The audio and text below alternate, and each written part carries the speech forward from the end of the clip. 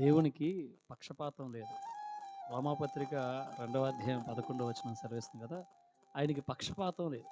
యూదుడని, Greece దేశస్థుడని భేదం లేదు. తన, మన అనేటువంటి అభిప్రాయం మనుషులంగా మనం కలిగి ఉంటాం. అయితే దైవజనాంగమా గమనించు. ఆయన పక్షపాతం లేనటువంటి వానిగా ఉన్నాడు.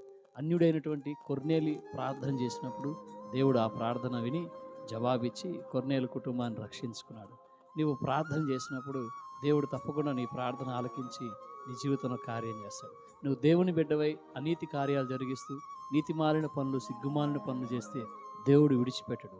దేవుడు దావీదికి కూడా విడిచిపెట్టలేదు. దేవుడు ఇదిగో మోషేని విడిచిపెట్టలేదు. దేవుడు ఎవరిని విడిచిపెట్టే దేవుడు కాదు. ఇదిగో ఆయన తూకం వేసినప్పుడు ఆ కాటలో నువ్వు నిలబడాలి. సో కనుక దేవుడు మనల్ని లెక్క చూస్తాడు. ఆ తూకంలో నువ్వు తక్కువ కాకూడదు. దేవుడు పక్షపాతి కాడు, గుర్తుపెట్టుకో.